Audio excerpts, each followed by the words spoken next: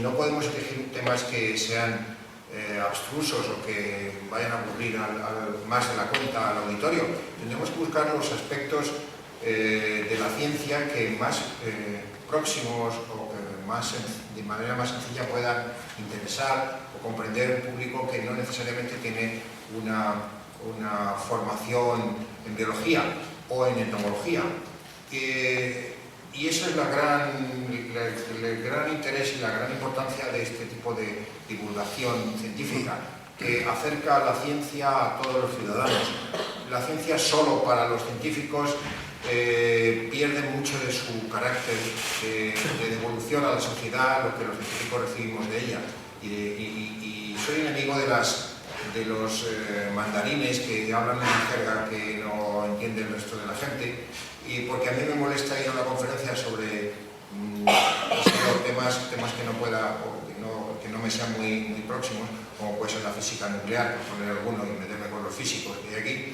Y me gustaría asistir a una conferencia de física nuclear en la que al menos me enterara de algo. Creo que es obligación de los científicos el llegar a la mayor cantidad de público posible sin perder el rigor y, por supuesto, elegir los temas que puedan atraer hacia la ciencia a personas que no necesariamente viven en ella o que están próximos a ella. Porque la ciencia, en el fondo, nos sirve para comprender el mundo en el que vivimos, para utilizar sus recursos naturales, para curar nuestras enfermedades o para conocer el medio ambiente. Bien, vamos a hablar del lenguaje de los insectos. Y lo primero que tenemos que indicar es qué son los insectos. Bueno, los insectos son un grupo muy conocido por el público en general como bichos. Son esos elementos que por ahí normalmente molestos, que normalmente eligen picarte en vez de elegir a otro, te eligen a ti, que hacen una serie de cosas que la gente siempre se atribuye todas las maldades del planeta. Transmiten la malaria, transmiten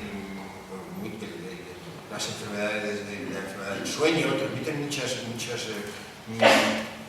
enfermedades, causan muchos problemas en la humanidad. Siempre nos acordamos de todo lo malo y pocas veces de los beneficios que causan a los seres humanos. De todas maneras, yo siempre digo que hay que olvidarse del principio difícil de lo que somos seres humanos y ver a los insectos como unos elementos más, intentar ponernos al otro lado del espejo e intentar ver a los insectos como unos elementos que no tuvieran nada que ver con los seres humanos. Pero yo sé que es muy difícil porque vivimos en un mundo de cultura judeocristiana en el que somos herederos de Platón, en el que decimos que el hombre es la medida de todas las cosas. Nuestras religiones, nuestras creencias, nuestros mitos, todos se basan en los seres humanos. El mundo no es así, nosotros creemos que es así, pero no es así. Este mundo existía desde que si hubiera seres humanos, este mundo con los insectos, este mundo con todas estas cosas. Los seres humanos lo interpretamos, pero claro, como somos nosotros los que decidimos lo que es grande, lo que es pequeño, decían, ¿cómo está tu mujer? Dice, depende con quién la compares. Claro, somos grandes o somos pequeños, pues eso es un término relativo. Los insectos son pequeños, sí, claro, pero si se le preguntaran a un insecto si son grandes o son pequeños, ya no son muy grandes, ¿no? En fin, todo es relativo en este mundo y nosotros aplicamos siempre este criterio de nosotros somos la medida de todo, ¿no? Por eso siempre nos preocupamos de que si esto te pica, si esto te hace, pues nosotros somos siempre el elemento principal, ¿no? Pero bueno, incluso en ese caso podemos decir que los insectos son altamente beneficiosos para la humanidad, para las actividades humanas. Primero debemos decir que sin los insectos no entenderíamos el mundo. El mundo como es, las flores existen porque existen insectos. Porque las flores no están para arreglarnos la vida y comprarlas cuando llega el día de todos los santos y los difuntos y los llevamos al cementerio, el día de la madre si los regalamos a la abuela o a la madre o a la esposa o lo que sea. No, las flores existen porque son el modo en que se reproducen las plantas. Para reproducirse necesitan atraer a los insectos que llevan el polen. Lamento ser tan prosaico, pero la realidad es mucho más prosaica que la lírica, ¿no? Es así, las flores huelen bien o mal, que son otros argumentos completamente antropocéntricos en función de que atraigan o no a insectos. Los insectos han modelado la evolución, han modelado el planeta. Los insectos nos dan de comer, no porque no los comamos, que también, sino porque polinizan nuestros frutales, polinizan nuestros cultivos y producen, por tanto, las semillas de las que luego nos aprovechamos. Por tanto, el mundo sin insectos sería un mundo totalmente distinto. Por supuesto, sería un mundo muy distinto si no hubiera bacterias, y podríamos hablar también largo y tendido sobre las bacterias, pero hoy vamos a hablar de insectos. Bien. Vamos a ver si funcionase este asunto. El número de especies descritas en el mundo el número de especies vivientes es enorme, pero de esa enormidad la mayor parte son insectos, artrópodos, que son el grupo al que pertenecen los insectos, y los insectos propiamente dichos. Aquí vemos una espantosa tabla que suelo poner no para que la lea nadie, porque es ilegible, pero al menos para que vean los renglones que tiene, que son muchos, que son 29 órdenes de insectos, y el número de especies conocidas. Y recalco lo de conocidas porque una cosa es que haya habido un entomólogo que ha escogido este insecto, que lo ha identificado, que le ha puesto un nombre, normalmente en latín, y otra cosa es que sepamos algo más de él. Y por supuesto, el número de especies existentes es muchísimo más alto que el número de especies conocidas. Por ejemplo, una familia de coleópteros, los curculiónidos, vulgo gorgojos, tiene más especies conocidas, más de 60.000, que todos los vertebrados juntos. Y los vertebrados pues, son los peces los más diversos, hay más de 20.000 especies de peces. Bueno, pues solo una familia de coleópteros tiene más de 60.000. Y para que se hagan una idea, hay 139 familias de coleópteros. Y, en fin, el curculiónido es una de las más amplias, pero hay otras familias con un montón de especies. Es decir, estamos hablando de un mundo enormemente rico y diverso y del que dependen las plantas, dependen los aves insectívoras, dependen multitud de otros organismos de los insectos, ¿no? Pero bien, dicho esto, podemos hablar también de el lenguaje. ¿Qué es el lenguaje? Bien, los insectos son unos organismos fascinantes, tienen muchas cosas interesantes, tienen muchos aspectos sorprendentes, pero entre ellos he destacado el del lenguaje. Entendemos por lenguaje la producción de una señal de carácter sensorial que es recogida por un individuo y esa señal es recogida e interpretada por el receptor. Un emisor, un individuo emite una señal y la percibe otro, y esa recepción lleva acarreada una información. Es decir, un sonido, un ruido, no es necesariamente un lenguaje, simplemente es un sonido. Y hay que decidir entre sonido, ruido y emisión de una información, es decir, de un lenguaje. En este sentido, los lenguajes son parecidos en todos los organismos. Las plantas tienen también lenguaje. Una planta, algunos árboles, hablan con comillas de hablar, con otros árboles. ¿Por qué? Porque emiten unas señales químicas que informan a otros árboles de alguna cosa. Eso es un lenguaje. Lo que pasa es que, a diferencia del lenguaje de otros animales, concretamente de los seres humanos, el lenguaje de los seres humanos es un lenguaje cognitivo, es un lenguaje que es aprendido y que está relacionado con una manera de inteligencia, con un modo de pensamiento. Los insectos no piensan, emiten una información que está genéticamente situada en su propio organismo. Y un niño español recién nacido es trasladado a China y aprende el chino de manera que es indistinguible de cómo lo hablaría si hubiera sido, desde el punto de vista étnico, chino, y viceversa. Mientras que un insecto tiene un lenguaje determinado de nacimiento, no porque lo vaya a aprender. Esa es la gran diferencia entre ambos tipos de lenguaje. Pero lenguajes son ambos, porque ambos dan una información. La información la pueden transmitir de muy diversas maneras. Aquí lo he concretado en 3 tipos de comunicación. La comunicación de tipo químico, la comunicación de tipo acústico y la de tipo visual. ¿Qué es una comunicación química? Pues la comunicación química tiene que ver con la emisión de una molécula, de una sustancia, o más bien de un grupo de sustancias que salen de un individuo y llegan a otro de la misma especie. Esto se denomina técnicamente feromona. Una feromona es un olor, una sustancia química que emite un individuo de una especie y lo percibe otro individuo de la misma especie. Es algo parecido a una hormona. Lo que pasa es que las hormonas no salen del organismo. Las hormonas informan a una parte del cuerpo de algo que emite otra parte del cuerpo para que haga. Por ejemplo, la madurez sexual, por ejemplo, la producción de leche en las madres lactantes, por ejemplo, la aparición de caracteres sexuales secundarios, la aparición de multitud de otros factores de carácter físico, son regulados por hormonas. Pero las hormonas están recluidas en el organismo, mientras que las feromonas salen del organismo y van de uno a otro de la misma especie. Las alomonas son algo parecido, pero ya salen de un organismo y van a otro de distinta especie. Algo así como las cairomonas y las sinomonas. Entonces, ¿por qué damos estos nombres tan raros si hacen lo mismo? Sí, salen de un individuo y van a otro de distinta especie, pero hacen papeles diferentes. Las alomonas llevan una información que perjudica al que la percibe. Es algo así como un repelente. Hay plantas que emiten sustancias que evitan que otras plantas se pongan allí. Son un lenguaje que podríamos decir, lárgate de aquí que no te quiero ni ver. Son repelentes, que causan perjuicio al que las percibe. Las cairomonas causan perjuicio al que las emite.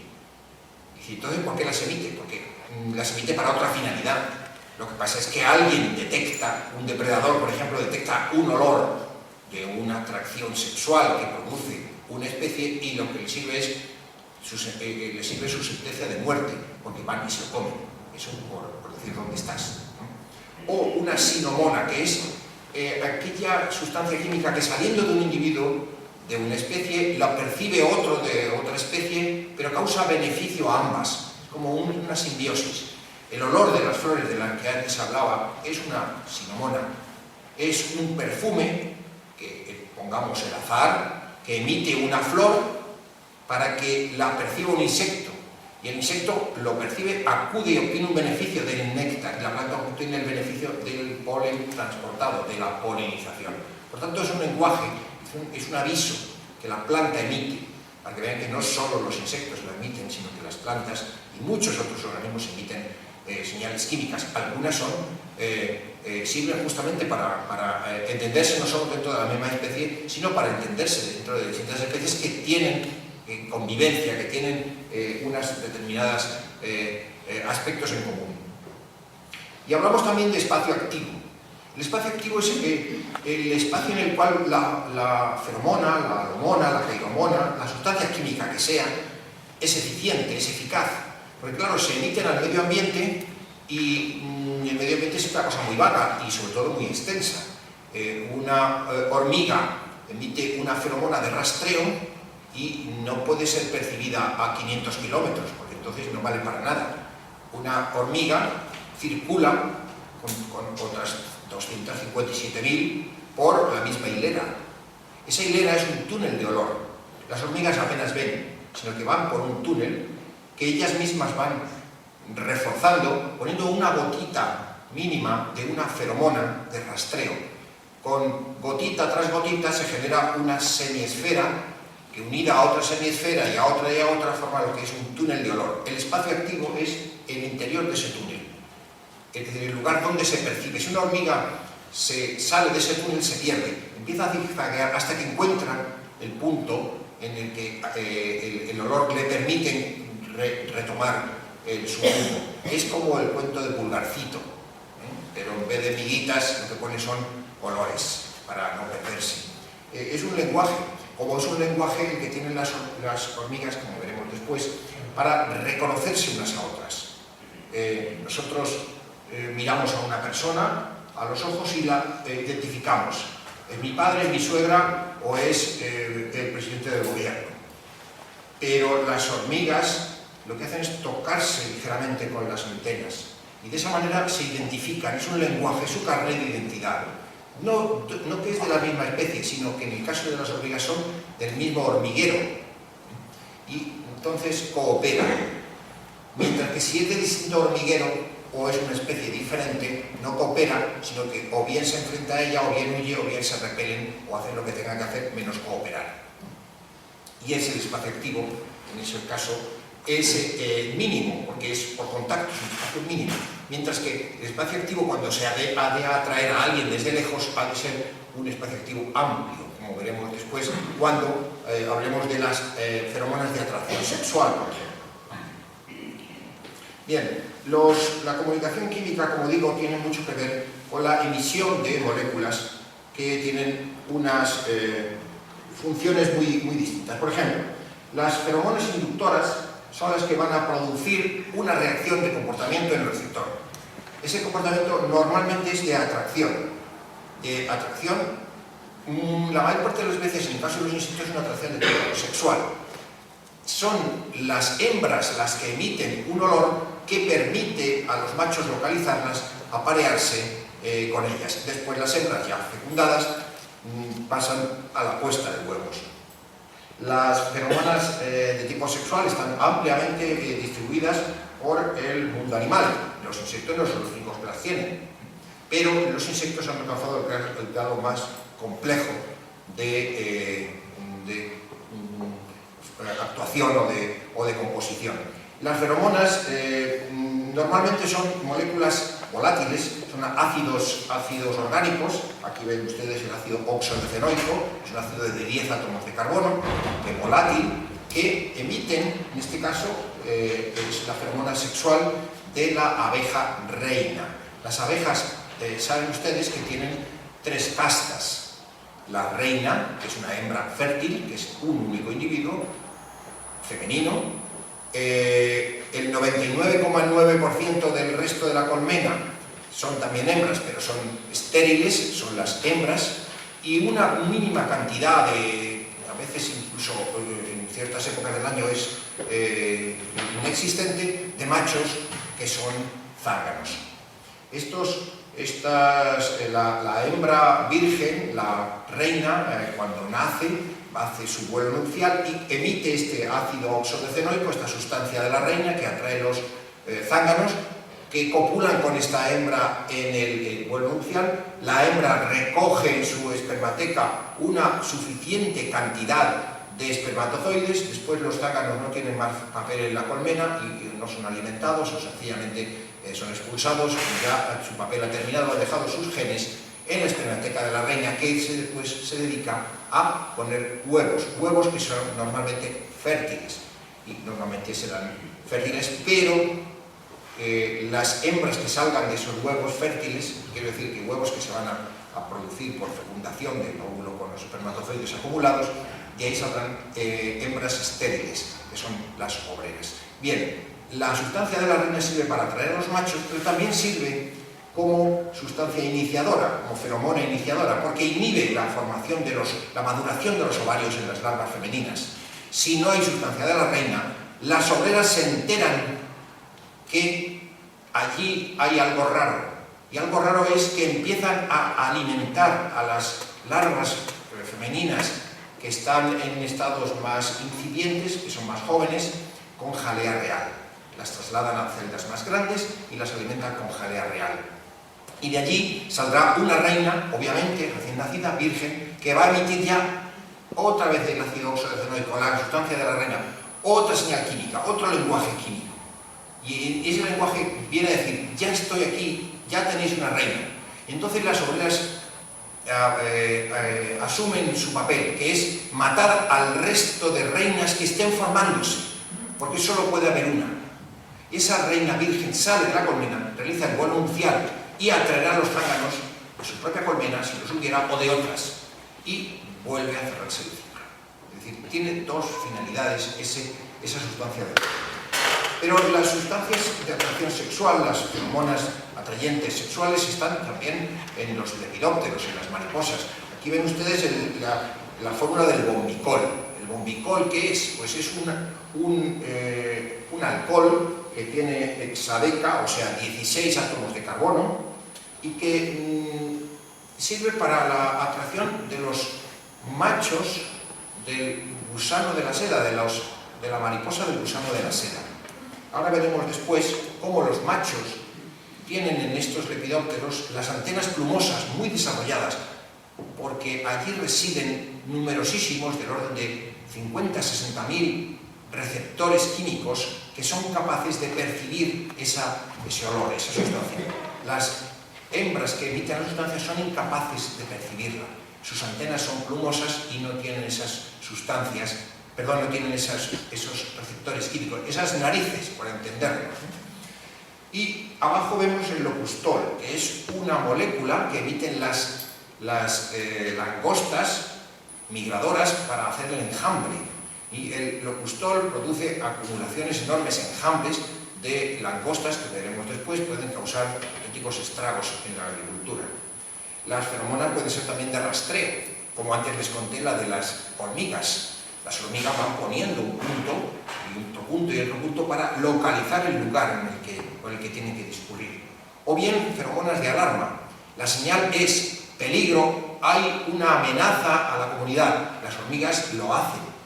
Y si ustedes han levantado una piedra en el campo y han visto que se ponen en marcha frenéticamente multitud de hormigas, no es porque les hayan visto, sino que han percibido algún tipo de perturbación, emiten una feromona de alarma, la perciben otros, la emiten a su vez y se forma una especie de guirigay químico en la colonia, en el hormiguero, que está indicando la alarma, es decir, la retirada de las larvas y su protección en un lugar mucho más cobijado que no expuestas.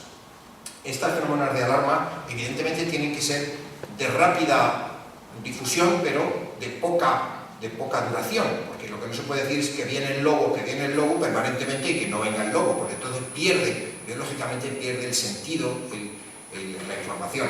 Mientras que las feromonas de rastreo tienen que tener mucha persistencia, pero no desplazarse muy lejos, porque si hacemos un túnel de olor de 50 veces el tamaño de una hormiga, la hormiga se pierde dentro del túnel. Para entendernos, tiene que ser un túnel estrechito, para entendernos, y que permanezca, que sea suficientemente duradero. Y las de identificación, que son las feromonas que sirven para identificar a uno de tu propia especie. Como antes les comenté, las antenas de las hormigas sirven para tocarse e identificarse unas con otras. Las feromonas no son solamente una sustancia, muchas veces son una mezcla de sustancias, que hace que el resultado sea todavía más complejo, porque no es lo mismo una proporción de 3 a 1 que 2 a 1, que 2 a 2, etcétera, de dos sustancias diferentes mezcladas para dar lugar a la feromona resultante. Y las iniciadoras, pues ya les he comentado, que son aquellas que tienen como fundamento la aparición de modificaciones en los individuos que las perciben, como pasa por ejemplo con las larvas femeninas de las abejas. Bien, estos productos químicos portadores de información tienen además una importancia biológica extraordinaria.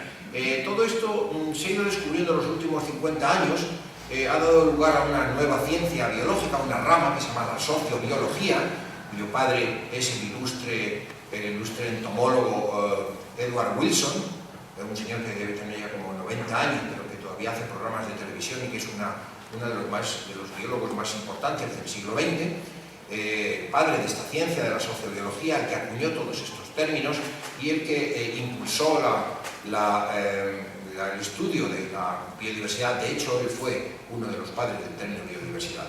Bueno, aquí para ilustrarles les pongo cómo son las antenas de los machos del gusano de la mariposa del gusano de la seda y cómo son las hembras. Las antenas filiformes y las antenas plumosas, como si fueran auténticos y grandes plumeros, ¿no? Aquí residen sus órganos olfatorios. Aquí vemos los capullos y las larvas correspondientes que muchos habrán criado siendo niños.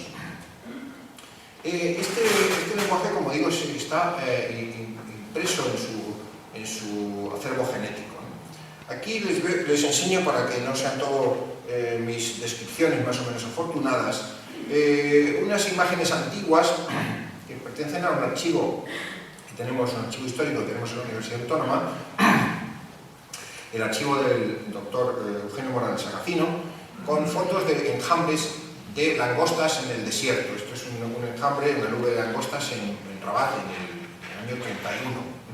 Y vean ustedes las que pueden montarse cuando se acumulan, gracias al locustol, que es esa feromona de agregación.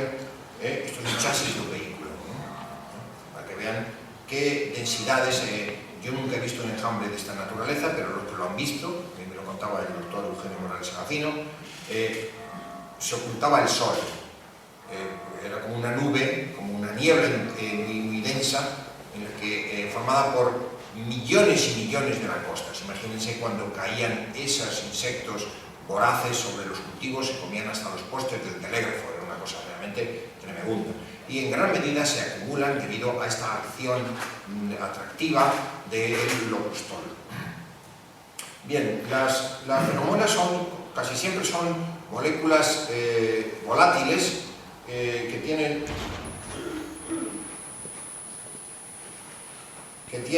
unas largas cadenas de tipo químico y que sirven pues para enviar una información a donde tengan que recibirla. Aquí, por ejemplo, ven ustedes, para hacernos una cierta idea de esto que les he ido contando, diferentes casos, ¿no?, de feromonas, o de alomonas, o de cairomonas, es decir, lenguaje químico en definitiva. Por ejemplo, vamos a ver, bueno, lo que os he comentado antes, una sinomona. Una sinomona es el olor de la flor que atrae a esta abeja, que la va a polinizar, produce ventajas a ambas. No siempre la relación entre las abejas, en general los insectos polinizadores, y las flores es tan idílica. Y las plantas no son organismos pasivos que sean fácilmente devorados por los fitófagos, porque se alimentan de plantas. No, las plantas tienen un éxito evolutivo extraordinario, están en el planeta antes que los insectos y desde luego tienen recursos para sobrevivir extraordinarios. Algunas orquídeas tienen un aspecto semejante a la hembra de una abeja, pero no solo tienen un aspecto semejante, sino que emiten la feromona de atracción sexual de la abeja, de tal manera que a larga distancia el macho percibe un olor de atracción de la hembra y acude a la flor, que es una orquídea del género Ophrys, y a corta distancia lo que percibe ya es una forma semejante a la de la hembra de su especie. Y lo que hace el macho es intentar copular, y de hecho lo hace, pero claro, es una falsa cópula porque lo hace con una flor. La flor, en el trajín del macho, lo que hace es depositarle dos polinias, es decir, dos masas de polen en el dorso del macho. Y una vez que el macho constata que aquello es completamente falso, se retira, suponemos que decepcionado, y se va a otra flor. Y allí hace la misma función y lo que hace es depositar el polen tomado de la anterior.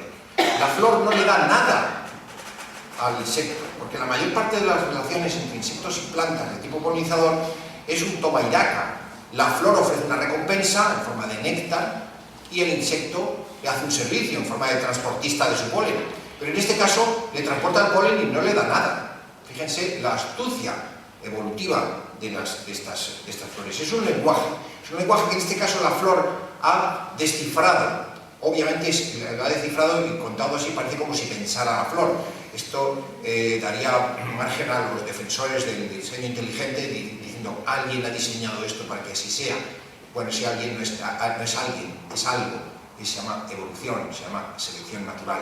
Ya lo dejó Darwin, pero da la sensación de que se hubiera diseñado de esa manera. Sencillamente es que han sobrevivido los que eran capaces de atraer a esas abejas y los que no, pues se extinguieron hace millones de años. Lo que tenemos es el relato de los triunfadores, no el relato de los que han perdido el tren de la evolución, ¿no? Hay algunos casos aquí muy interesantes, por ejemplo, ven ustedes aquí esto, N. N es una mosquita, es un tefrítido. Un tefrítido es una mosca de la fruta. El tefrítido, la hembra de esta mosca, localiza una fruta, pongamos una cereza, y pone un huevo en la cereza. Pero claro, en un mismo árbol hay 626 cerezas, Y la mosca tiene poca memoria y no sabe en qué cereza ha puesto su huevo. Lo que hace es marcarlo. Pone el huevo y pone una bandera, pero la bandera no es una bandera visual, es una gota de feromona que dice, aquí ya he puesto un huevo, para que no haya dos huevos o n huevos en la misma fruta y haya competencia entre las larvas que salgan de esos huevos. Lo que hace es poner en todas o en muchas frutas su huevo y su marca. Pero mire usted por dónde que ese lenguaje, esa marca, para que se acuerde ella u otra hembra de su especie, y no coloque allí el huevo, que lo ha identificado una avispa, un bracónido, que es un enemigo de la mosca. Ese bracónido pone huevos dentro de las larvas de otros insectos, en este caso dentro de las larvas de la mosca. ¿Cómo localiza la larva de la mosca? Por el olor que ha puesto la mosca en el lugar correspondiente, es decir, lo va a localizar. Es exactamente igual que lo que le va a pasar a este pobre lepidóptero, que es esta larva que puede estar aquí metida en H. En H, un lepidóptero ha colocado un huevo en el interior de un tronco. Y allí está aparentemente a salvo de que le piquen y le pongan el parásito le ponga el huevo en el interior. Pero tampoco se libra, porque el olor que exhala esta larva atrae a esta avispa, localiza por el olor dónde está, y con un taladro que tiene en el ovopositor, la parte posterior del cuerpo, taladra la madera y a través de ese agujero coloca un huevo en el interior de la oruga que está dentro. De ese huevo eclosiona otra larva que se va a comer por dentro, totalmente viva, a la larva huésped. O sea que ni así se libran. Así, de esa manera están controlados el 90% de los individuos de las especies fitófagas. Si no hubiera parasitoides, se dispararían y se descontrolarían los ecosistemas, porque el número de huevos y, por tanto, de larvas que salen de las puestas, normalmente de especies plaga, es enorme, es brutalmente grande. Y claro, la mortalidad es muy alta porque están controlados por estos depredadores especiales, por estos parasitoides que se comen realmente y literalmente por dentro de las orugas. Y cuando la larva que está dentro, como en una muñeca rusa, dentro de la otra, ha completado su crecimiento, la larva patrón, la larva grande, se muere. Y entonces aviva tan ricamente la nueva avispa del cuerpo de la anterior. Pero este fenómeno es tan extremadamente complejo que puede haber parasitoide del parasitoide, que es ya el colmo. Es decir, el parásito tiene a su vez otro parásito, y entonces ya son tres muñecas rusas. La de afuera, la que se le introduce dentro, y otro que se introduce dentro del que está dentro. Con lo cual, fíjense las auténticas viajes evolutivos que han hecho todas estas especies. Y todo esto es mediante un lenguaje químico para localizarse unos a otros. Total, que si no hubiera este lenguaje químico, el ajuste, la localización y las diferentes estrategias de unos y otros habrían, por supuesto, fracasado. Hay muchos otros casos que podría contarles. Por ejemplo, el árbol pues, también emite sustancias químicas, son alomonas que impiden que crezcan otras plantas debajo. Ya les comenté que los árboles son capaces, y se dio hace unos 15 o 20 años, se descubrió que los arces son capaces de avisar a otros arces de que hay insectos que les comen las hojas. Entonces producen los arces y otros chopos y otros árboles caducifolios. Si se les corta con unas tijeras, se descubrió porque cortando con unas tijeras las hojas se demostraba que producía el propio árbol taninos dentro de las hojas. Taninos son sustancias que no son tóxicas, simplemente dificultan la alimentación. Ustedes habrán tomado taninos cuando comen una fruta agraz, o con el vino, que tiene ese aspecto o esa sensación como de lengua gorda, ¿no? Pues estos son los taninos, que además tienen una dificultad enorme, o dificultan enormemente la asimilación de las proteínas. Y ya las plantas de por sí tienen poca proteína como para que encima se incluya en la dieta taninos, que las hacen pues francamente difíciles de digerir, no que sea tóxico. Pues bien, los árboles pueden producir taninos una vez que han sido atacados por unos insectos, como protegiéndose de las diferentes oleadas. Pero no solo el árbol que ha sido atacado, sino otros árboles que todavía no les ha llegado el insecto. Por tanto, podemos decir que cuando las barbas del vecino veas pelar, pues las tuyas a remojar, que es lo que hacen algunos árboles. Entonces esto es una comunicación química entre las plantas por el ataque de insectos. Eso está ya atestiguado desde hace ya muchos años. O sea que las plantas a la chita callando tienen bastantes estrategias, ¿no? Bien, hay muchas estrategias que tienen que ver con la comunicación y que alcanzan grados a veces de gran complejidad. Por ejemplo, vamos a comentar algo de este complejo de feromonas de una plaga. Esto es un coleóptero, esto es un escarabajo que vive en los árboles en América del Norte. Concretamente ataca el pino ponderosa y algunas otras coníferas. Cuando una conífera, cuando un pino o un abeto de la zona se quiebra, se rompe por la acción del viento, de una tempestad, de un rayo, pues emite un olor, que es el mirceno, un olor que ustedes habrán percibido porque los seres humanos podemos percibirlo, que tiene que ver con la madera, con la madera recién cortada. Huele a eso, y lo percibimos los seres humanos, ¿no? Los seres humanos tenemos un buen sentido del olfato, pues somos mamíferos, aunque lo tenemos muy como oculto, porque tenemos un sentido de la vista muy superior, y entonces podemos omitir el sentido del olfato porque recibimos mucha información por la vista. Pero las personas ciegas lo que hacen es desarrollar unas cualidades que tienen todas las personas pero que apenas utilizan. Y son capaces, las personas ciegas, de identificar a una persona u otra sencillamente por el olor que tiene. Mientras que, claro, los videntes pues no lo hacemos sencillamente porque las hemos identificado de otra manera. Pero en cualquier caso, tenemos como mamíferos muy buen olfato. Y eso que hemos pasado por una etapa de primates que vivíamos, nuestros antepasados vivían en los árboles, donde saber o tener capacidad de olor no es lo mejor, porque en el aire pues no percibimos muy bien mientras vamos moviéndonos y demás, como las aves huelen muy poco, lo que tienen es muy buena vista. Pues los primates que éramos arborícolas, pues hemos perdido en cierta medida esa capacidad, porque la hemos sustituido por la agudeza visual, debido a que en la vida arborícola hay que tener mucho cuidado de saber dónde nos agarramos al saltar de rama en rama. Esa cualidad la hemos conservado los primates que bajamos al suelo hace unos 8 millones de años en África y caminamos bípedamente por las sabanas del Serengeti o de Kenia o de Tanzania. Entonces, sin haber olvidado nuestro pasado olfativo, hemos desarrollado otra visión. Pues bien, los insectos tienen a veces una capacidad olfativa extraordinaria. Por ejemplo, son capaces de percibir este mirceno, que es el olor de la madera cortada, y acuden unas hembras de estos coleópteros. Y entonces el mirceno y la feromona que exhiben las hembras, que se llama exobrevicomina, pues produce una atracción de más hembras. El árbol puede ser vencido si hay un ataque masivo de coleópteros. Si el ataque no es masivo, el árbol logra desprenderse o logra evitar el ataque. Con unos cuantos coleópteros, con unos cuantos indios no se gana el fuerte. Necesitan miles y miles de indios, miles y miles de coleópteros. Por tanto, hay que atraer lo más posible a ese árbol que ya está tocado, que ya tiene unas heridas producidas por el rayo o lo que fuera. Y la siguiente acción es la acumulación de más individuos. ¿Eso cómo se hace? En la fase 2. En la fase 2, los individuos emiten otra feromona, sin dejar de emitir la anterior, que es la frontalina. Y ya acude mucha más gente allí. Y ya hay una invasión extraordinaria. Están ya a punto de vencer al árbol. Y cuando lo han vencido, cuando ya está el árbol prácticamente moribundo y siguen acudiendo insectos, lo que hacen los insectos es pasar a la fase 3. ¿Y cuál es la fase 3?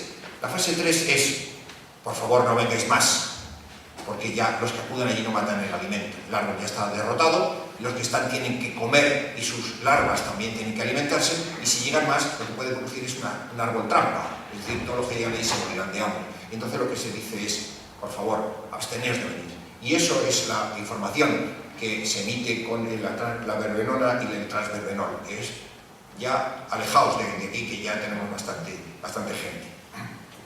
Bien, este complejo feromonal puede tener también y muchos otros una importancia extraordinaria en el control de las plagas. Si los entomólogos son capaces de interferir en estos olores o de producir olores falsos, podemos atraer a las especies plaga y disminuir el ataque en la naturaleza. Por eso tiene una derivada de ciencia aplicada muy interesante. Ahora les voy a comentar un caso también de lenguaje químico que tiene que ver con dos especies muy distintas.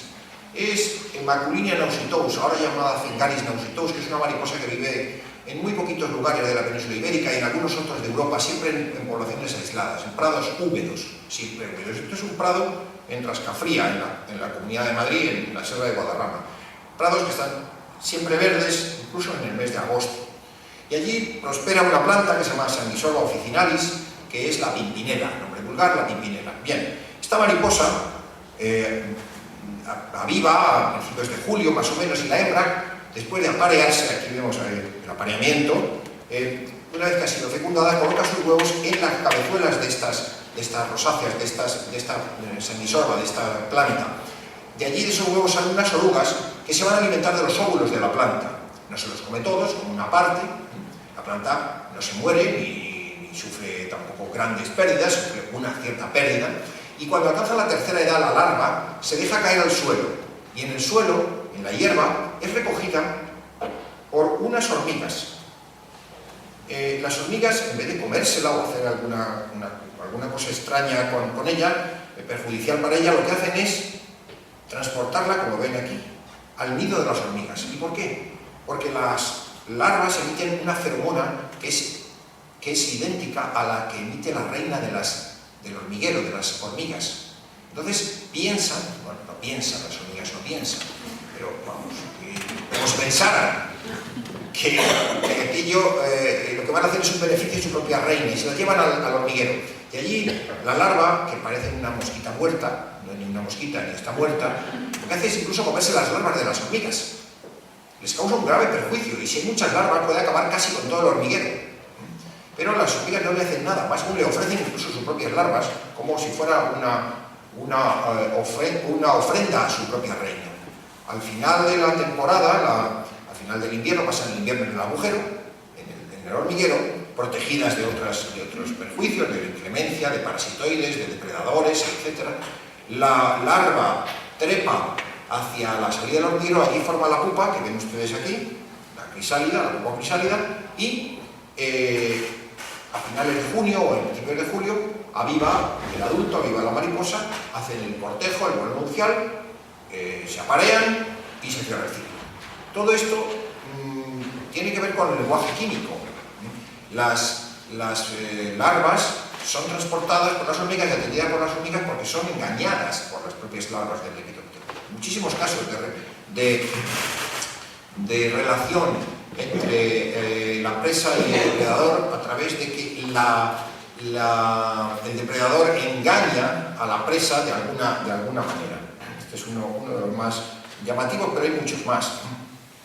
Este lenguaje químico tiene también unas componentes que pudiéramos decir de aplicación a la conservación y a la lucha contra las plagas y demás, que sería un poco largo de comentarles y que no les voy a aburrir con ello. Y vamos a entrar ahora en hablar de otro lenguaje. En este caso también es un lenguaje mediante señales que los seres humanos conocemos bien. Entre otras cosas porque están ustedes aquí para escuchar, es el lenguaje auditivo, es el sonido. Los insectos producen distintos tipos de sonido. En algunos casos los sonidos, como el zumbido de un mosquito, no tienen información alguna. Es un sonido sin información, por tanto no es un lenguaje. Pero en otras ocasiones pueden emitir sonidos con un lenguaje, con una información concreta. Así pueden producir sonido mediante golpes. Podríamos decir que son los percusionistas. Los percusionistas producen sonido golpeando una parte de su cuerpo contra el medio. Por ejemplo, las carcomas. Las larvas y los adultos de las carcomas son coleópteros que, saben ustedes, viven en la madera seca. En inglés reciben un nombre muy significativo que tiene que ver con el ruido. Se llaman Death Clock Beetle, escarabajo del reloj de la muerte.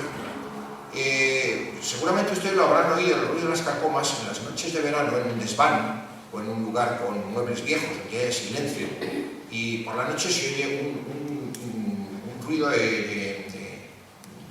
muy peculiar, el ruido de las carcomas.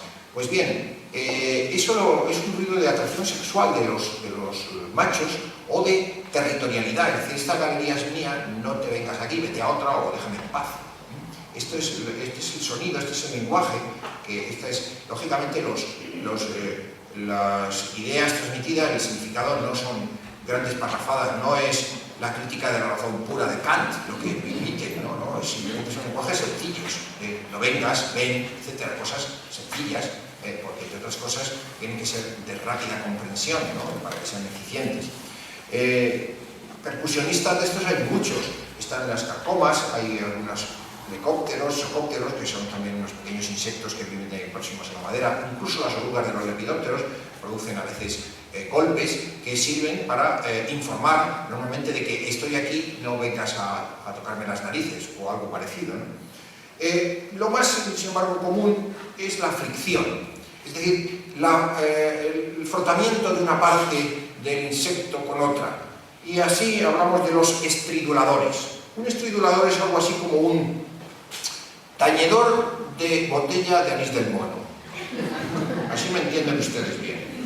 Lo que pasa es que en vez de agitar la cuchara sobre la botella, normalmente se agita la botella sobre la cuchara. Y es la cuchara la que está, el cuchillo o lo que sea, que está fijo, lo que se mueve es la botella. Eso produce un ruido que tiene mucho que ver con la distancia que hay entre las estrías, la intensidad con la que se frota y muchos otros factores. Todos esos están controlados genéticamente y por eso producen un determinado sonido que vamos a escuchar después.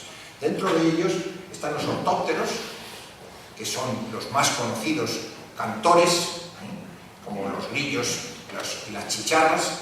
Están los saltamontes, de antenas cortas, que son propiamente los saltamontes que cantan de distinta manera. Un grillo canta frotando las alas entre sí, mientras que un saltamontes no agita sus alas, sino que lo que mueve son sus patas sobre la tegmina, que es el ala anterior endurecida. Algo así como... Esta es la tarjeta de la habitación de mi hotel. Entonces ustedes hacen un sonido así, que es exactamente igual. Esto sería el ala del saltamontes, y lo que hacen es agitar las verrugas de sus patas posteriores, de la parte interna de las patas, velozmente sobre el ala endurecida, el coriáceo. Y así es como cantan. Y veremos ahora algunos casos concretos, ¿no? Y les vamos a escuchar.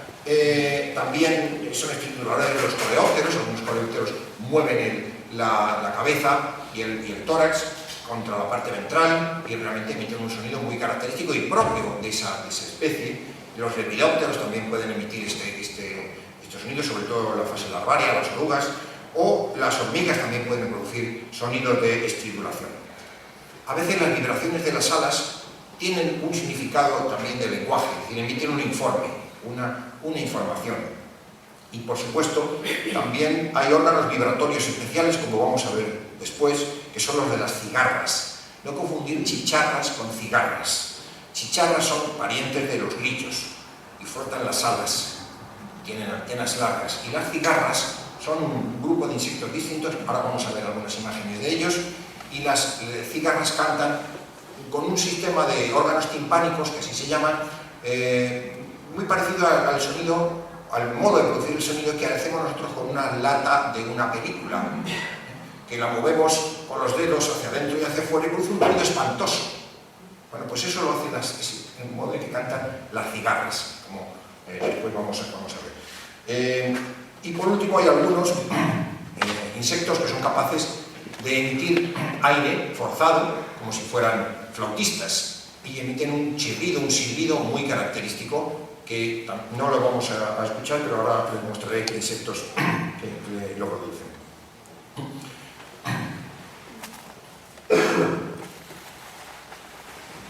Bien, aquí van a ver ustedes una carcoma, y esta es la mariposa, vamos a ir para atrás un momentito, que se llama Acherontia atropos, que es la esfinge de la calavera. Ven ustedes que tiene a modo de calavera aquí, que desata todas las imaginaciones habidas y por haber, y que las larvas son tóxicas, y que además Linneo, el padre de la taxonomía, pues le puso Atropos, que es el nombre de la parca, de una de las parcas, la que cortaba el hilo de la vida, y Acherontia viene con el nombre de Aqueronte, del río que nos separa del más allá, del Hades, del infierno. Todo refleja esta mal agüero. Para colmo, Jonathan Demme, en la película El silencio de los corderos, utiliza unas crisálidas que pone en la garganta de las víctimas, ¿no? Y por eso esta mariposa, esta especie en general, pues tiene este aura como de misterio y de maldición, etc. Bueno, no dejan de ser consejas muy entretenidas y demás, pero obviamente nada tiene que ver con la razón, muchas veces arruina la poesía, pero ¿qué vamos a hacer, no? Es así. Bien, ahora vamos a escuchar algunos de estos cantos. Arciptera tornasi, the Iberian banded grasshopper. Es un saltamontes. Frota, lo que les dije, las verrugas de las patas con la tecmina.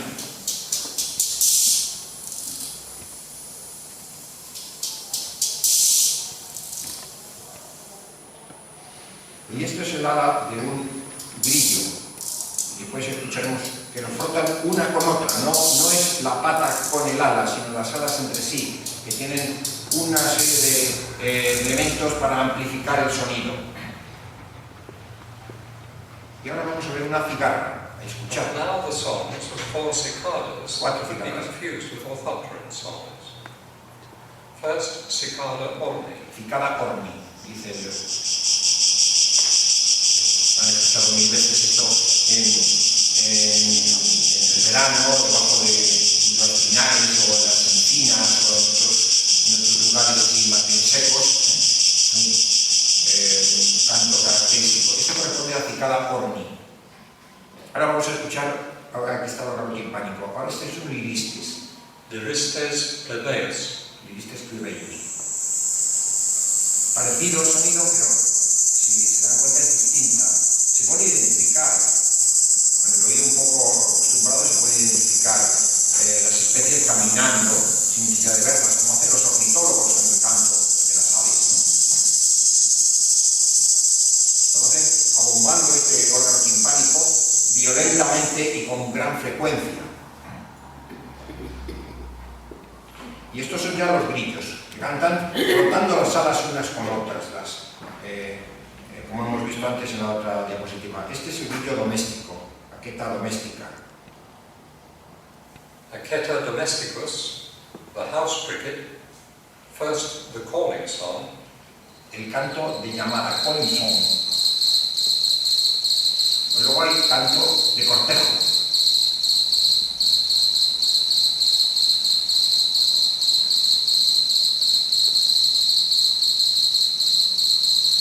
Obviamente esto es evocador de la noche de verano, es evidente.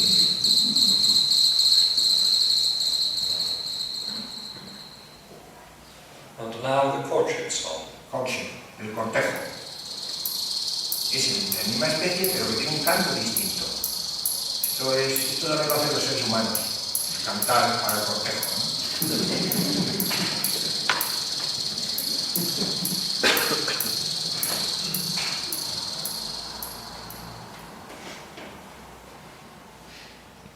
Y este es el alacrán cebollero. Grillotalpa, the mole cricket.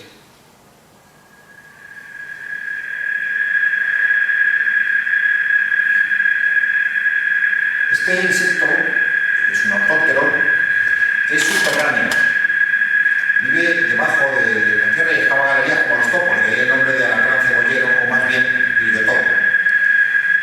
Y canta en el fondo del embudo que el mismo excava, produce un sonido de hasta 90 decibelios.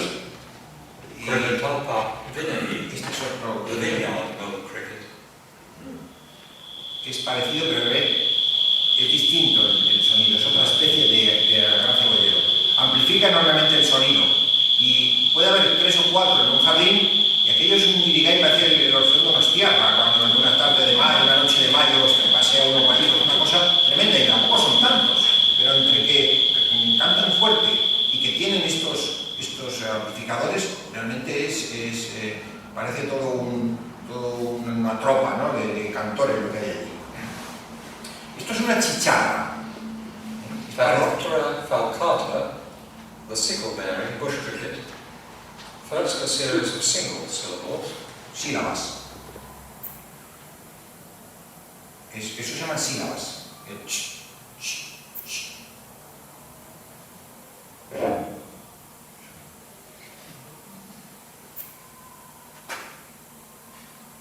Las sílabas también hacen palabras, en este caso.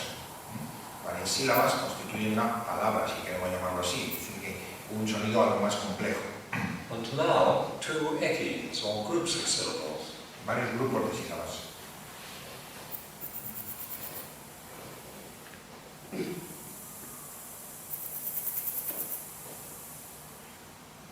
Esto para el oído es algo un poco difícil de distinguir, pero con un sistema de registro de sonidos. Decticus Perucivorus assiduus, the Spanish form of the Wortbiter.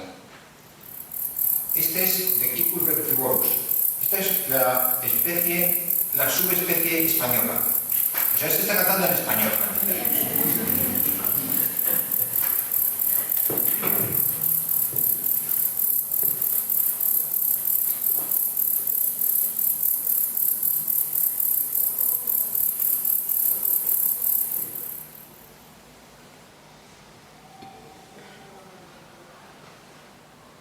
Decticus Perucivorus, the Wortbiter, the typical song. La canción típica. Es parecida, pero es algo distinta. Esta es la subespecie de la forma que está en Europa. Bueno, ¿saben ustedes cómo cantan los que están en los Pirineos? Ni como uno, ni como otro. Es decir, podríamos decir que cantan con acento francés. O bien cantan con acento español. Eso según como se vea. Es decir, morfológicamente son parecidos, pero algo distintos. Y su canto es parecido, pero algo distinto. Y distinto de cada uno de los dos lados. O sea que también hay aquí dialectos en este caso. En este caso es el platiclés y demás. Bueno, voy a detenerme un momento para contarles cómo algunas de las cualidades del sonido.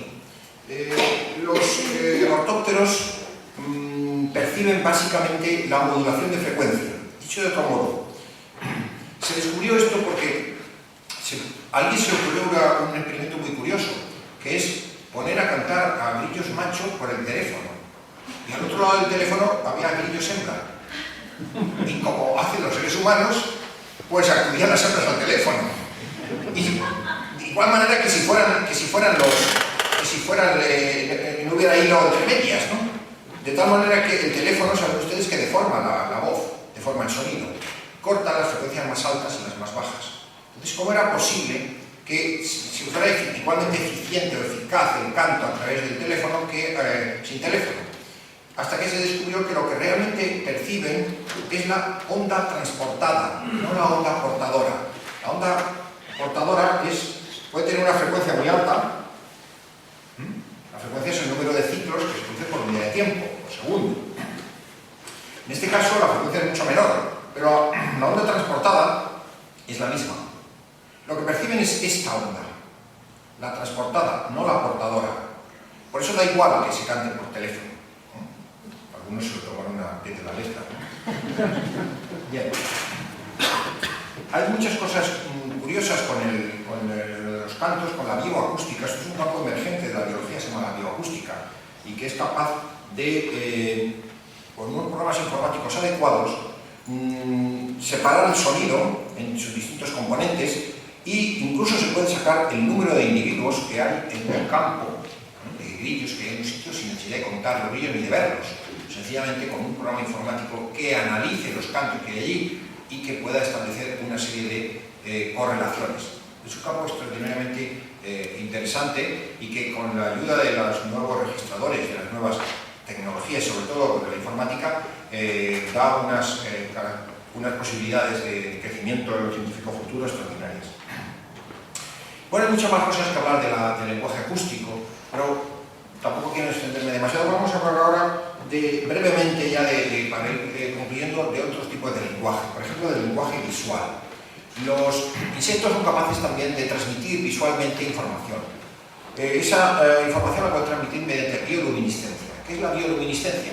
Sencillamente el modo en que transmiten información las luciérnagas. Las luciérnagas son los llamados gusanos de luz, en inglés firefly, moscas del fuego, ¿no? Pero algo así como gusanos de luz, que es la expresión castellana tan bonita, son luciérnagas. Las luciérnagas emiten destellos que tienen además una eficiencia energética, lo digo para los físicos que trabajan en ese asunto, admirable. el 99% de la energía que se produce para la emisión de luz se gasta en luz y nada en calor, o prácticamente nada en calor, no como los sistemas de producción de luz que utilizamos los seres humanos, desde las velas hasta las bombillas, no digamos las de incandescencia, pero incluso los LEDs, pues no son ni mucho menos tan eficientes como es la bioluminiscencia, ¿no? Las luciérnagas son capaces de emitir destellos, y esos destellos, como los faros de los puertos, los faros de las costas, tienen un significado en función de la intensidad, de la longitud de onda de la luz emitida, de la frecuencia, etcétera, etcétera, de tal manera que atrae a las propias especies, a las hembras o a los machos, en fin, dependiendo de las especies y demás, que dan muchísima información en la oscuridad. Pero también tienen los insectos lenguaje corporal. Lenguaje corporal que tiene mucho que ver, por ejemplo, con la exposición de las alas o el patrullaje. Las libélulas, también los lepidópteros, las mariposas, pero las libélulas patrullan su territorio, que puede ser un cierto tramo de una ribera de un río, de una charca, y están patrullando por allí, y dependiendo del modo en que patrullan, el modo en que se posan las alas o las mueven, están dando información sobre, en algunos casos, si son hembras receptivas para la cópula, o si son machos agresivos, o son machos que están territoriales, que están expulsando a los intrusos, etc. Es un lenguaje visual que lógicamente funciona en aquellos insectos que tienen una capacidad visual adecuada, por ejemplo las libélulas, que tienen una muy escasa capacidad olfativa, pero tienen una extraordinaria capacidad para la visión, ¿no? Tienen hasta 25.000 pequeños ojos en cada ojo compuesto, 25.000 omatídeos por cada uno, ¿no? Son muy buenos, tienen muy buena visión, ¿no? Y luego, pues, con movimientos, como vamos a ver después, los movimientos que pueden realizar algunos insectos pueden dar una información sorprendentemente ajustada. Eso me va a permitir ahora ponerles un ejemplo que es realmente sorprendente y que supuso en su momento todo un hito en la biología.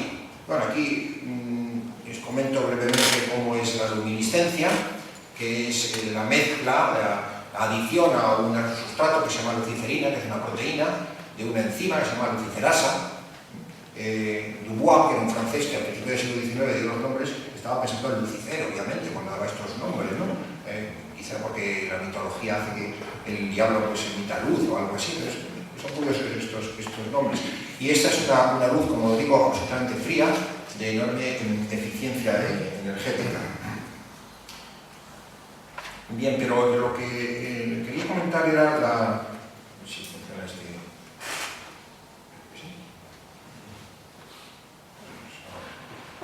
es el lenguaje visual en relación con información compleja. No tanto el decir aquí estoy yo, tal, eso lo hace cualquiera, por decirlo así. Lo complejo es dar ángulos, cifras, rumbo, etc. Y eso también son capaces de hacerlo los insectos, concretamente las abejas. Las abejas son unos insectos fascinantes en muchos aspectos. Y esto es una de las cosas más fascinantes de la entomología. Este asunto lo descubrió, como saben ustedes, Carl von Frisch, ahora 60 años. Le valió el premio Nobel en los años 30 y tantos, cuando le dieron junto con Berger y con Cortland Lorenz el premio Nobel de medicina, precisamente, porque no hay de biología o de entomología. Y descubre que las abejas pecoreadoras, las obreras pecoreadoras, son informadas por las abejas exploradoras del lugar en el que se encuentran las fuentes de néctar y las fuentes de alimentación, por tanto, de la colmena. Con este sistema, las abejas ahorran muchísimo tiempo y trabajo y energía, porque exploradores puede haber un centenar en la colmena, pecoreadoras puede haber 20.000. Si un centenar informa a 20.000, esas 20.000 no van a perder el tiempo en buscar, zigzagueando de acá para allá, el lugar donde están las flores, sino que van a ir a tiro hecho, porque ya saben dónde están. ¿Cómo saben dónde están? Porque les han informado las exploradoras. El tiempo lo han perdido solamente 100 y no 20.000 buscando el néctar. ¿Y eso cómo se hace? Pues vamos a ver si funciona el sistema y a ver si conecta. Sí, sí parece que conecta. Esto es un vídeo de YouTube. Some very interesting facts. On the screen, you see a bee that has discovered a source of flowers. The job of this forager bee is to return to the hive and inform the other bees of the place where it found the flowers. As soon as the forager bee returns to its hive, it starts to describe the location of the flower's source it has discovered to the other bees. It lets the other bees collected from the flowers, which gives them information about its quality. Then it begins its main task, describing the direction to the flowers. Está describiendo la dirección en la que están las flores. By dancing. Bailando. The forager begins to dance in the middle of the hive by shaking his body. Agita el cuerpo y realiza este movimiento. The shaking will give the other bees early information about where the flowers are located. Es esta que en el centro la que está dando la información. For example, if the dance is in straight lines towards the upper part of the hive, the source of nutrients is exactly in the direction of the sun. Si va para allá, esa es la dirección If the exacta, flowers está are la located eléctrica. in the opposite direction, the bee makes lines in that direction. Está para atrás. Look, now the bee is dancing towards the right. This shows that the flower source is exactly 90 degrees to the right.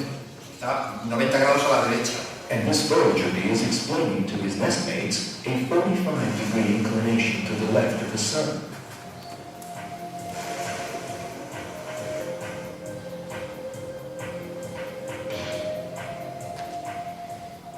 But there is a question. The bees explain the direction according to the position of the sun, but the sun is continually moving. Y le informa respecto a la posición del sol, pero el sol se mueve Degree towards the por la west, Tierra, pero como which si would fuera el sol. result to expect that the bees would make an error. However, observations have shown that the bees take account of the sun's movement. As the forager bees give directions, every 4 minutes the angle they describe moves 1 degree to the west. Thanks to this marvelous Indica los calculation, grados que se mueve, en este caso hacia el oeste, el sol, para corregir el rumbo. the forager bees not only give information about the direction of the flowers, but also the distance to them. The duration of the dance and the number of vibrations let the other bees out La the dirección y el exact número de distance. vibraciones está informando de They la store distancia. just enough nutrients for this distance and then set out on the journey.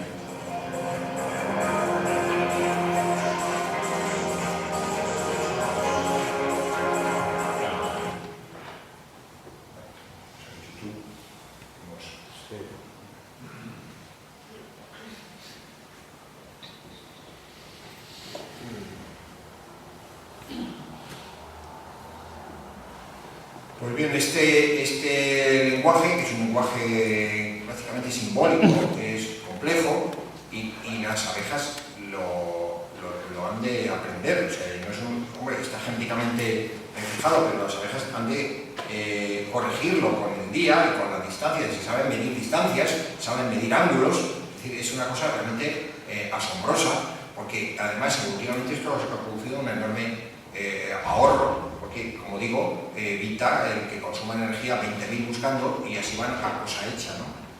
En cualquier caso, como les he comentado, Osteostaurus maroccanus, the Moroccan locust. en este Osteostaurus maroccanus, que es el canto final con el cual pues termino la charla y quedo a su disposición para las preguntas que quieran hacerme en relación con el lenguaje de los insectos o cualquier otra cosa. Y muchas gracias por su atención, que se han puesto bien.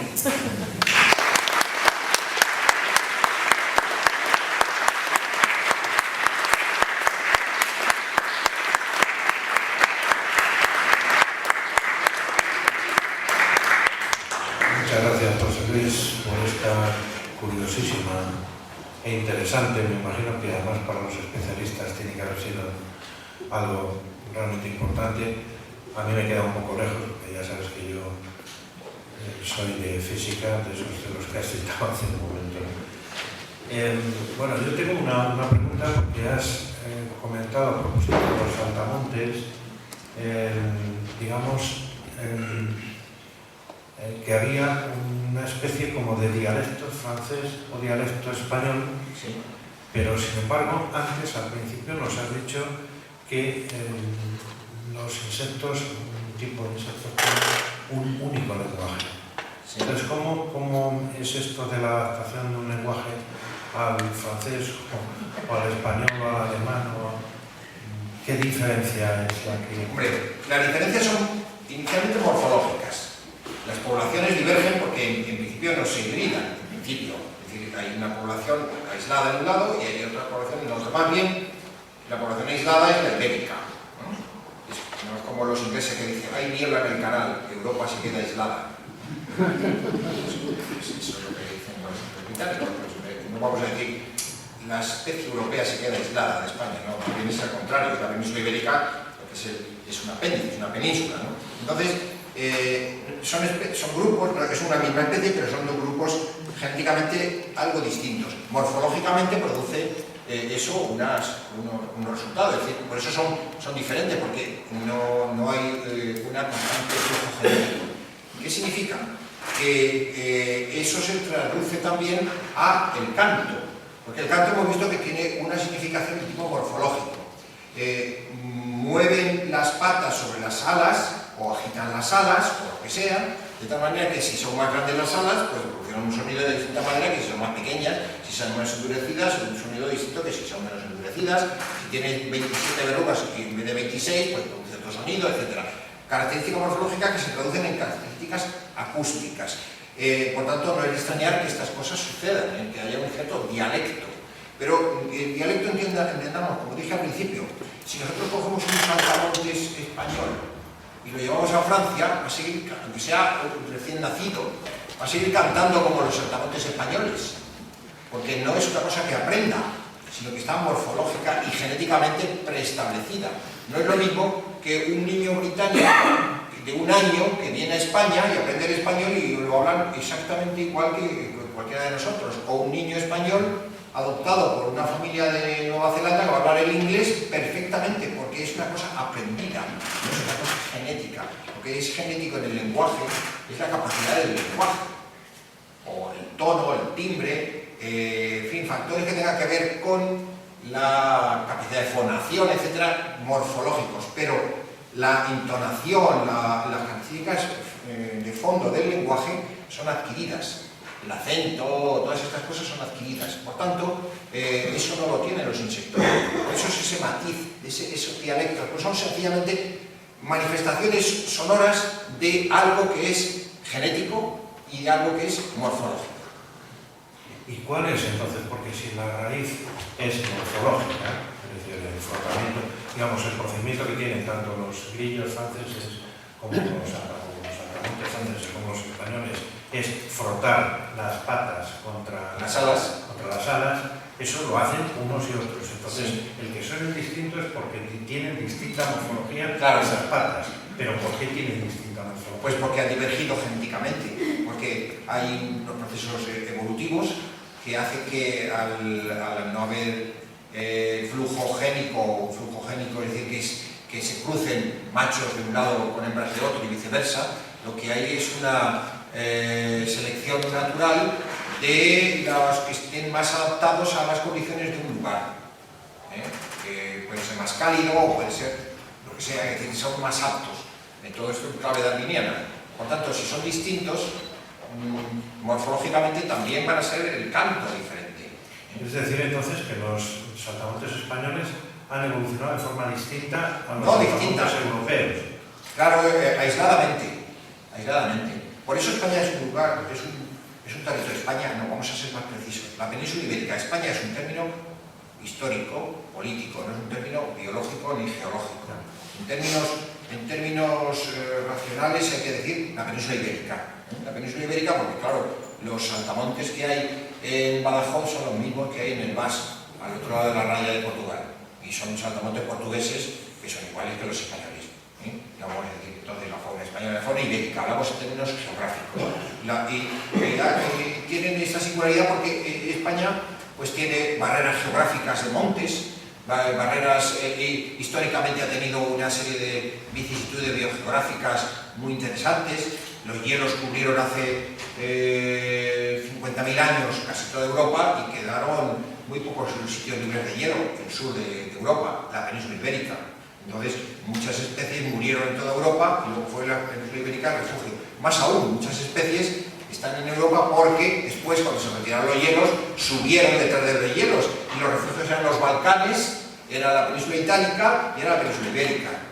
Es decir, que ha habido fenómenos de aislamiento y evolución que han hecho que la fauna de Canarias sea distinta de la fauna del norte de África, aunque algo parecida, ¿no?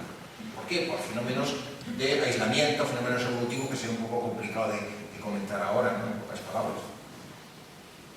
Aunque quiera preguntar, aquí por Sí, creo que antes dijo que, no sé si era con el tema de las hormigas, de que no era inteligencia lo que tenían. No. Ni las hormigas ni otros insectos. Es que el término inteligencia es difícil de definir, pero no es una, podemos decir que sean, iba a utilizar la palabra instinto, pero tampoco es muy apropiado. Es un comportamiento que está genéticamente desarrollado, está implantado, y no es, entendiendo por inteligencia la capacidad de asociar ideas, de asociar es decir, lo que sería el desarrollo cognitivo, la capacidad de imaginar cosas, de asociar pudiéramos decir, sensaciones. Eso lo pueden realizar algunos mamíferos, sin duda, pero donde alcanza el grado extremo es en los primates y sobre todo en un primate muy especial que somos los seres humanos.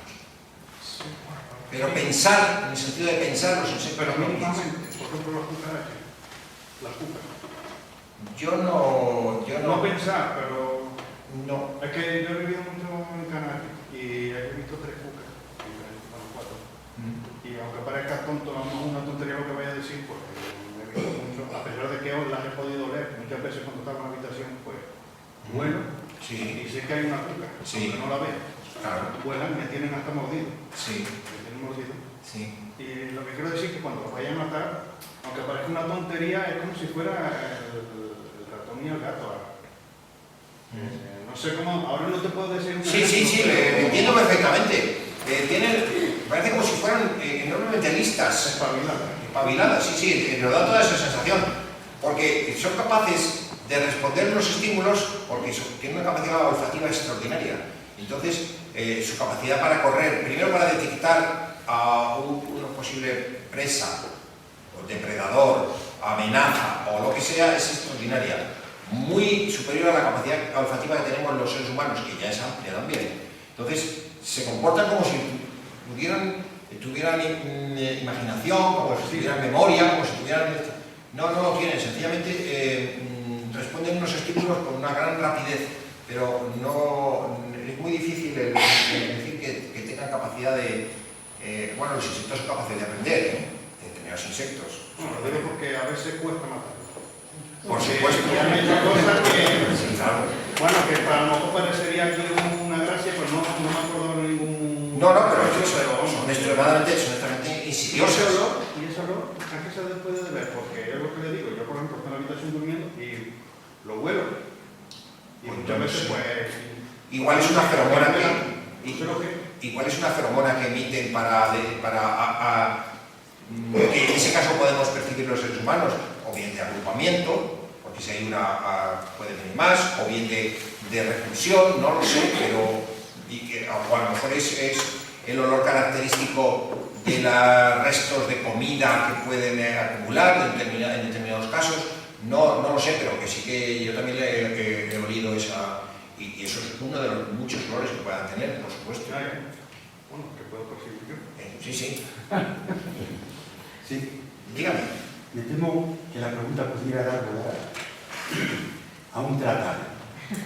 Pero, ¿cómo tienen desarrollado las diferentes especies de insectos los diferentes sentidos? ¿Tienen todas las especies todos los sentidos? No, en absoluto. Yo aquí lo cuento todo como si fuera el mismo insecto que es capaz de hacer todas estas cosas, en absoluto.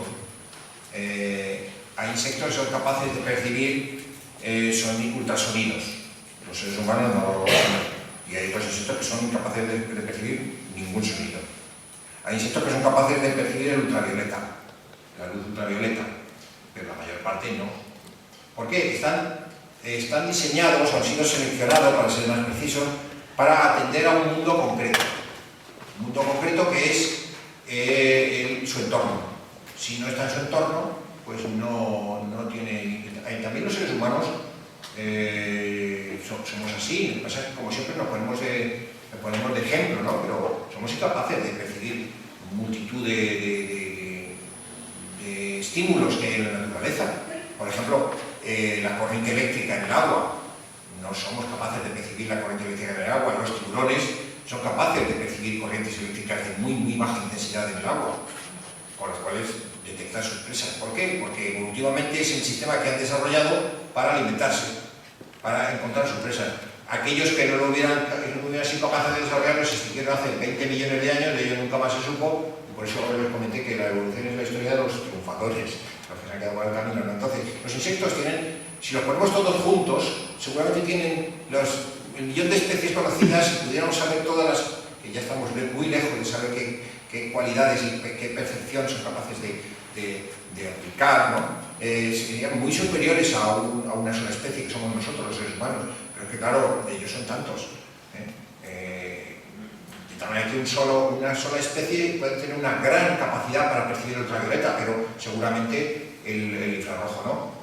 O no tiene capacidad auditiva, o apenas, porque en su mundo la adaptación que le ha conducido la evolución es a alimentarse con claves ultravioleta y no con sonidos. Simplemente esa es O sea que lo normal es que las diferentes especies solo no tengan todos los No. sentidos, solo y exclusivamente los que necesitan. Naturalmente. Pues exactamente igual que nosotros. Pues no sé qué sé que somos Esos distintos. son los decimos sentidos. Bueno, Podamos percibirlos más o menos amplios, porque somos los cinco. sonidos. Nosotros somos 5 porque volvemos a lo que dije antes de Platón, porque tenemos 5. Pero no somos capaces de percibir otros estímulos que hay en la naturaleza. Podemos hablar de sextos, séptimos sentidos. Y eso que he dicho de las corrientes eléctricas, no, porque no somos capaces de percibir, salvo cuando nos da calambre. Pero eso ya es una intensidad muy alta. Pero pequeñas intensidades somos incapaces de percibir. Nuestra capacidad para percibir, por ejemplo, radiaciones que no estén en el espectro visible de la luz, es más bien escaso. Eso sí, si está en el espectro visible somos muy eficientes. Eso sería la calidad del Bueno, sentido, también, no el sentido en sí. el sentido digo, de las cuestiones eléctricas es un sentido como otro, y nosotros somos incapaces de hacerlo. ¿Por qué? Porque vivimos en un medio en el que no somos acuáticos. Entonces, en el medio acuático, vibraciones en el agua, pues no somos capaces de percibir vibraciones en el agua. ¿Por qué? Porque no vivimos en el agua. Pero un pez, cualquier pez, la inmensa mayoría de los peces, tiene una línea lateral a un lado y a otro, con lo cual perciben las vibraciones en el agua. ¿Por qué? Porque están adaptados a vivir en el agua. Nosotros no, por tanto, estamos en el agua y no percibimos vibraciones, porque no tenemos ese sentido. Eso sería el sexto, el séptimo, yo qué sé, otro sentido distinto. Nosotros tenemos los que tenemos, las hormigas tienen los que tienen. No nos pongamos de patrón como que somos los mejores, porque no es así. Sí, ahí. No, usted. Sí, adelante. Usted, sí. Dos cosas. Me parece que antes hacía referencia a unos insectos que tenían una percepción de la onda transportada, pero a través de me parece que era la modulación de amplitud, no la modulación de frecuencia. No, pero que bueno, lo que Parece... sí sería, sí, es la modulación de amplitud, sí. O sea, es la onda transportada. Sí, la onda transportada, Sí. pero modulación de amplitud, no de... Sí, bueno, que da igual la frecuencia que emitan, porque lo que importa no es la frecuencia, sino la onda transportada. Y la pregunta que tenía era claro, si nuestros órganos auditivos se basan en huesos, y los insectos son invertebrados, no tienen huesos, entonces, ¿qué órganos utilizan para Nosotros no oímos con los huesos. Nosotros transmitimos el oído a través de los huesos. El oído medio se refiere.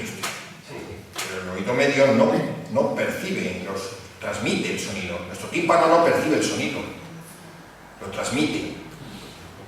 La sensibilidad se tiene en unas células en el órgano de Corti, que son neuronas, y son bastante parecidas a la de la percepción de los insectos, el sonido. Es decir, nosotros no oímos por los huesos están formados por células con poca sensibilidad o ninguna.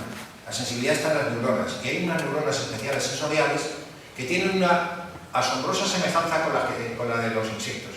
Los insectos perciben el sonido también con membranas. Las membranas lo que hacen es amplificar el sonido. Las membranas están unidas a neuronas, y cuando se deforma la membrana por acción del sonido, la neurona se entera y transmite el sonido, y de un modo parecido a la percepción de los mamíferos.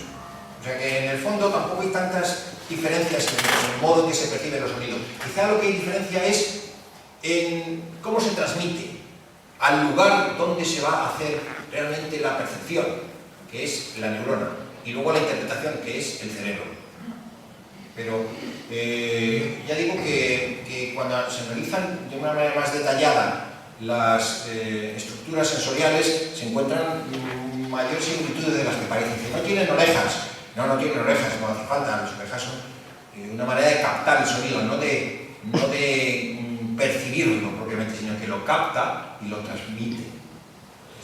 Y luego al final de toda esa cadena sí que hay una bastante y asombrosa similitud.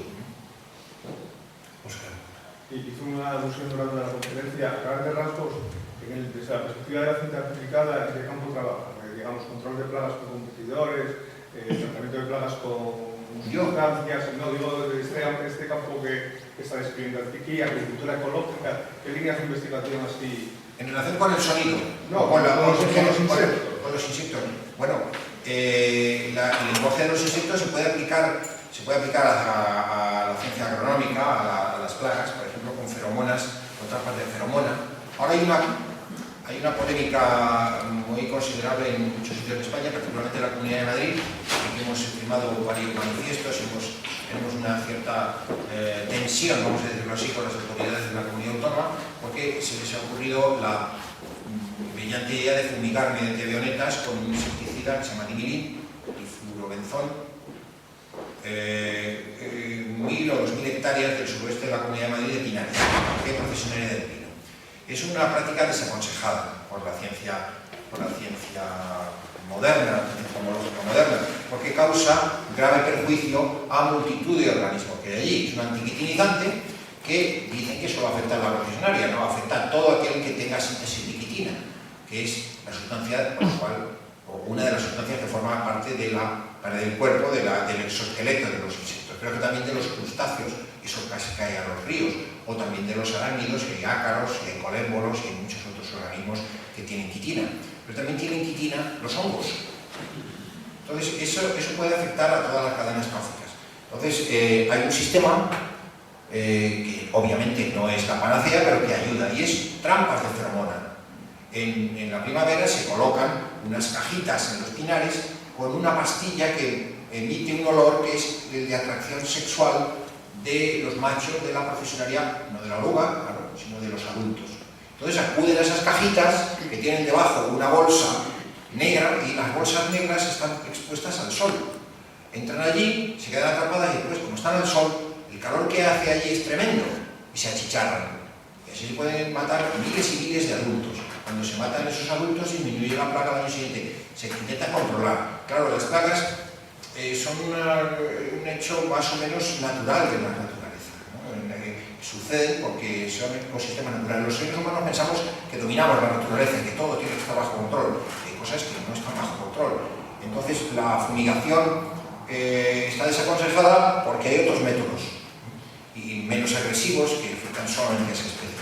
Pero también, la ciencia aplicada utiliza el lenguaje químico a su favor, y por eso comentaba lo de la plaga esta de las palmeras, que se está desarrollando una feromona para intentar hacer trampas de feromona para las hembras y para los machos, dependiendo, porque hay veces que son las hembras las que atraen machos y otras veces son machos los que atraen hembras, según qué especie, eso hay que estudiarlo, para intentar controlar esta plaga que está afectando seriamente a las palmeras en Cataluña, en Levante, en el sur de Francia, incluso creo que ha llegado a Italia. plaga procedente de Argentina y que hasta ahora pues no se puede controlar, ¿no? Entonces, la ciencia aplicada también tiene cabida, o el lenguaje de los insectos tiene cabida en la ciencia aplicada, sobre todo también hay trampas de perturbación química, es decir, hay un guirigay de olores, para entender una confusión de olores en un campo de frutales,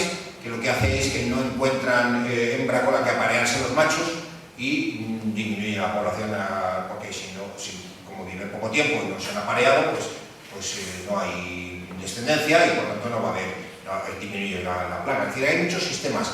La ciencia entomológica ayuda a buscar los sistemas menos agresivos con la naturaleza, porque el entomólogo, en el fondo, pues es un científico, puede actuar también como un científico de ciencia aplicada, de tal manera que podemos intervenir en la naturaleza de una manera sutil. Somos inteligentes, podemos acabar con la plaga de la... Es muy fácil acabar con la plaga de la procesionaria. Simplemente incendiamos 1.500 hectáreas de pinos y hemos acabado con ella. Hemos acabado con ella, claro que hemos acabado también con los pinos, con todo lo demás. Lo que se trata de utilizar sistemas menos agresivos que pegarle fuego al monte. En su momento se decía que el DDT era la panacea porque producía no sé qué. El DDT se demostró con el tiempo que era uno de los peores tóxicos que hemos podido echar en el medio ambiente. Todavía está prohibido el uso, todavía quedan restos de DDT por ahí. Es decir, que hay que andar con cuidado cuando se entra a saco en la naturaleza y utilizar el principio de precaución. Mejor no hacer nada antes de hacer algo de lo que no sabemos qué puede salir, porque es tan compleja las redes ecológicas que con frecuencia ignoramos la mayor parte de los aspectos. Pensamos que con 4 ideas más o menos manidas vamos a controlar una plaga o vamos a controlar tal cosa, y eso no es tan sencillo. Luego hay que ver también las ventajas y los inconvenientes. Si el inconveniente es que les pica la procesionaria a los domingueros que van a tomarse la tortilla el domingo allí, sale más barato quitando los bolsones a mano de las 20 hectáreas de los lugares de aparcamiento donde la gente va. Y ya está. Y no fumigue usted 2.000 hectáreas, porque la gente no se va a internar en el monte. Y si se interna en el monte ya sabe, incluso si queremos, en esta sociedad, en España sobre todo, estamos acostumbrados a no asumir ningún tipo de riesgo. Ningún tipo de riesgo. De tal manera que cuando se va a asumir el riesgo se tiene que avisar. Dentro de, bueno, ya saben ustedes, dentro de poco vendrán riesgo de heladas, aviso de no sé qué, de los partes meteorológicos, consejos por la ola de calor, beba agua y vaya por la sombra. Sí, esto lo dicen constantemente, contribuye a la estabilización general del país. Usted ya sabe que si hay procesionaria no se meta por allí, que si acaso, siguiendo esta norma, con un cartel peligro procesionario, ¿está? ¿Es tóxica la procesionaria? No es que sea tóxica, es que los pelos producen irritación y una especie de urticaria. Incluso pueden ser peligrosos si caen en la córnea, porque pueden clavarse. No es necesario que estén las orugas, simplemente que estén los bolsones, porque hay que dar la sexuria, es decir, la piel nudada con los pelos. Esos pelos producen reacciones alérgicas. Algunas personas son incluso muy susceptibles a esto. Pero también las personas somos susceptibles a la ley de la gravedad. Nos subimos a un risco y nos caemos, nos partimos la cabeza. No vamos a quitar el risco porque nos podemos caer. O sea, la naturaleza es así. Entonces, mientras no lo asumamos, creo que, en fin, estamos haciendo un mal uso de la naturaleza, porque no es necesario tener que caminar por el monte. Si usted camina por el monte ya sabe que hay ortigas, que hay pinchos, que hay procesionarias, que hay muchas cosas. Si quiere dejar el monte como una patena que no haya nada, pues dígamelo y entonces lo que hacemos es asfaltarlo y así pues vamos a conseguir un parque urbano en mitad del monte. Eso es absurdo. Pero la sociedad tiende a estas cosas, porque en este asunto de la profesionalidad lo que se dice es que la gente y los alcaldes reclaman que se quite ese problema y tal.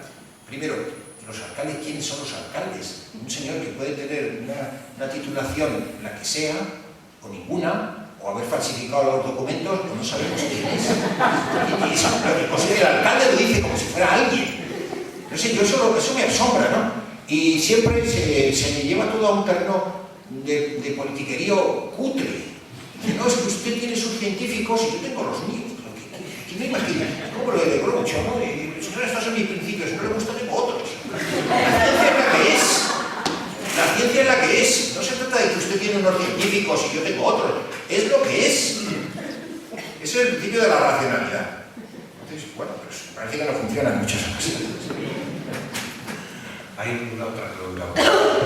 No, solamente agradecerle la magnífica conferencia que nos acaba de ofrecer y a la vez repleta de sentido del humor, que eso también es muy agradecer, y contarle una anécdota que para mí particularmente se acaba de producir esta tarde aquí, y es la siguiente. Cuando usted nos acaba de hablar de la luminiscencia de los insectos, yo me he acordado que estamos en la casa natal, en el Instituto de Jovellanos, en la niña de sus ojos, como él decía, y Jovellanos fue precisamente el descubridor de los gusanos de luz, Jovellanensis. Hay una variedad, yo soy lego en este tema, pero en el castillo de Belver, mientras estaba preso, descubrió en las rendijas de las piedras unas luces, y por ese motivo le pusieron, no sé quién fue, quien le puso el nombre sí, algo así he oído. a ese gusano. De hecho, hay una, ahora que lo menciona, hay la primera normativa legal de protección de insectos procede de la época de Isabel II, no, de la regente, de la reina María Cristina, de la regente, de 1835, y probablemente sería a propósito del rum que hubiera en la corte de esta historia, ¿no? Yo he tratado de buscar esa documentación que la citan algunos norteamericanos, porque yo me he enterado por la literatura norteamericana de la protección del firefly, del gusano de luz, y no la he encontrado. Está en la Gaceta de Madrid, pero claro, se publicaba de aquella manera y no. Estoy hablando de 1835, ¿no? Y a lo mejor viene también por ahí esa historia. Sí, Hay también una planta, la jovellana, que siendo ministro organizó una expedición a Sudamérica, una planta originaria de Chile, se llama la jovellana. Ah, eso sería la expedición de Ruiz y Pavón. Exactamente. Sí, descubrieron un montón de especies. Y hay tres variedades, me parece, de jovellana que llevan, una de ellas el nombre jovellana, no me acuerdo. Soy lego, insisto. Yo también, yo soy lego. Una es jovellana puntata y otra jovellana violata. De Chile. De Chile, sí. Chile. Del sur de Ruiz y Pavón sería de la sí, era la expedición de la flora del virreinato del Perú. Sí. Descubrió, entre otras cosas, el pino de Chile, las araucarias, que luego se han extendido por todo el mundo y demás. Muchas gracias. A ustedes por su amabilidad. ¿Más preguntas? ¿Más preguntas?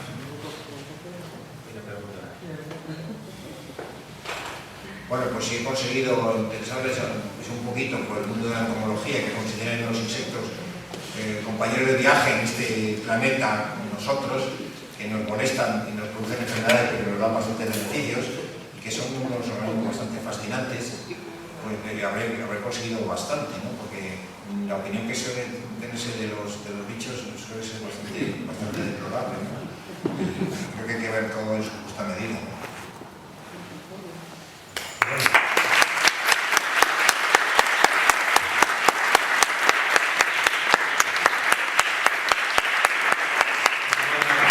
Último día de las jornadas, tendremos con nosotros a Federico Morán Abad, que es catedrático